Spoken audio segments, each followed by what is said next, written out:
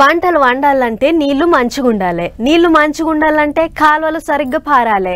అట్లా కాకుండా కాలువలు పూడ్చుకపోతే నీళ్లు ముంగటికి పారాయి, అక్కడక్కడనే తారాడతాయి. అగో అట్లనే ఓ ఊరోళ్ళు అంతా గూడి వాళ్ళ ఊళ్ళో ఉన్న కాలువను తట్టలతోని సాఫ్ చేస్తుర్రు.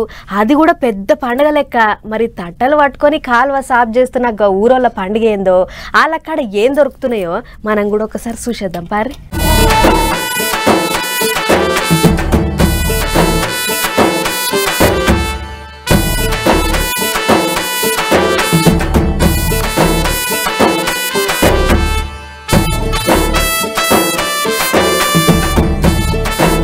ఏ గంపల చూసినా ఏ తట్టల చూసినా అన్నిట్ల చేపలే చేపలు.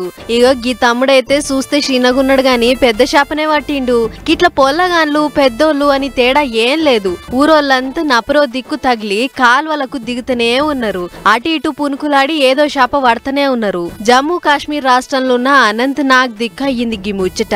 క్వాజీ గుండుకు 2 కిలోమీటర్ల దూరంలో ఉన్న పంజాత్ అనే ఊరి దిక్కు కొన్నేళ్ల సంధి వస్తున్న ఆచారం అట గిది. కాలువల పిచ్చి చెట్లు పెరిగి పేరుకపోయి నాసు లెక్క అయితే ప్రతేడు గిట్ల సాఫ్ చేస్తారట.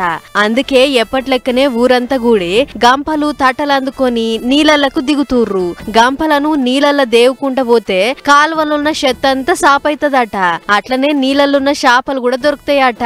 దీనికే వాళ్ళు చేపల పండుగ అని పేరు పెట్టుకుర్రు. ఓ దిక్కు గంపల చేపలు వచ్చినోళ్ళు మురిసిపోతుర్రు. వట్టి శత వచ్చినోళ్ళేమో అరే ఒక్కటి పడదా ఏరా అన్నట్లు గంప మళ్ళా ముంచుతుర్రు. మెడల సంచా సొంటిది కట్టుకొని పడ్డోళ్ళు సంచును వేసుకొని తెచ్చి గిట్ల బుట్టలేస్తుర్రు. గీ చేపల పండుగను చూస్తానికి చుట్టుపట్టు నుంచి 10 ఊర్ల జనం వస్తారట.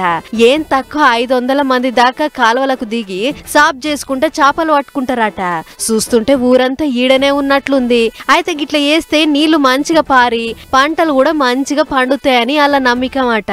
సరే ఎవరి నమ్మకం వాళ్ళది గాని ఊరాను ఊరు ఏ వలలు గాలాలు లేకుంటేనే చేపలు పట్టుడైతే మంచిగున్నది పొర్రి అని అంటుర్రు గీ ముచ్చట చూసిన పబ్లిక్.